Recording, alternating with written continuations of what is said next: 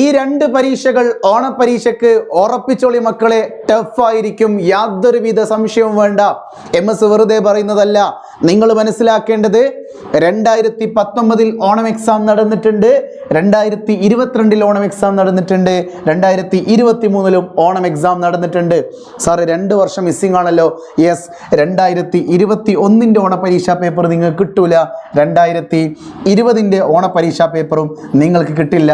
ആ 2 വർഷവും നമ്മുടെ കൊറോണ ബാച്ച് ആയിരുന്നു. ഓക്കെ, ആ 2 വർഷവും എന്ത് ചെയ്തിട്ടില്ല, ഓണം നടന്നിട്ടില്ല.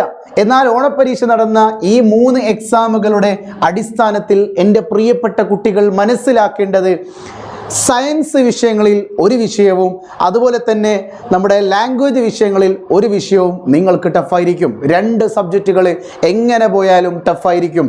എന്താ ടഫ് കൊണ്ട് ഉദ്ദേശിച്ചതെന്നറിയോ? പരീക്ഷ കഴിഞ്ഞ് കുട്ടികൾ ക്ലാസ് എക്സാം കഴിഞ്ഞ് പുറത്തേക്ക് വരുമ്പോൾ കേരളത്തിലെ മെജോറിറ്റി കുട്ടികളും ഒരേ സ്വരത്തിൽ പറയുകയാണ്, ഈ പരീക്ഷ ഒരൽപ്പം കടുപ്പമായിരുന്നു.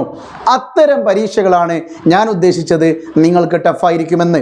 സോ ഈ കഴിഞ്ഞ 3 വർഷത്തെയും അടിസ്ഥാനമാക്കി നിങ്ങൾ മനസ്സിലാക്കേണ്ടത്, ഏറ്റവും കൂടുതൽ സയൻസ് വിഷയങ്ങളിൽ ടഫ് ആവാറുള്ളത് ഒന്നുകിൽ ഫിസിക്സ് ആയിരിക്കും, അല്ലെങ്കിൽ മാത്സ് പരീക്ഷയായിരിക്കും.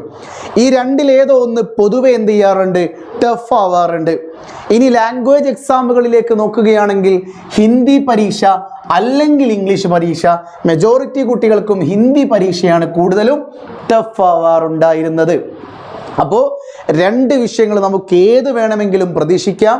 ഒന്നുകിൽ ഫിസിക്സ് അല്ലെങ്കിൽ മാത്സ്, അതല്ലെങ്കിൽ ലാംഗ്വേജ് സബ്ജക്റ്റിൽ നോക്കുകയാണെങ്കിൽ ഒന്നുകിൽ ഹിന്ദി അല്ലെങ്കിൽ ഇംഗ്ലീഷ്.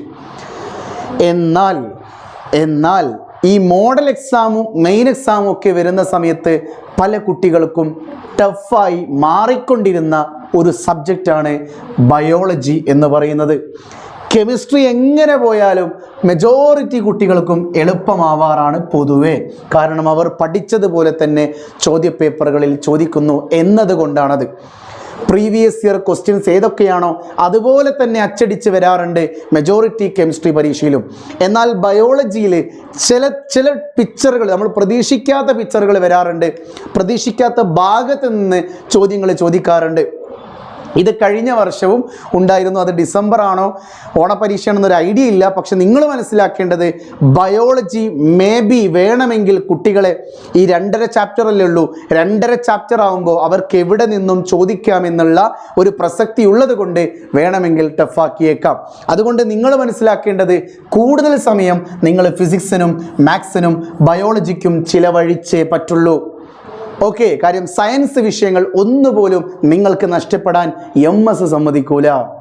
ഇനി സാർ എനിക്ക് പേടിയുണ്ട്, എനിക്ക് ഫിസിക്സ് മാത്രമല്ല സാറേ, എനിക്ക് മാത്സ് പേടിയുണ്ട്, കെമിസ്ട്രി പേടിയുണ്ട്, ബയോളജി പേടിയുണ്ട്, ഇംഗ്ലീഷ് പേടിയുണ്ട്, ഹിന്ദി പേടിയുണ്ട്, ലാംഗ്വേജ് സാർ ഞാൻ ഇംഗ്ലീഷ് മീഡിയമാണ്, എനിക്ക് കൃത്യമായിട്ട് അക്ഷരത്തെറ്റുകൾ സംഭവിച്ചു കൊണ്ടേയിരിക്കാറുണ്ട്, അതുകൊണ്ട് എനിക്കെല്ലാം പേടിയാണ് സാർ, ഞാൻ എന്താ ചെയ്യേണ്ടത്?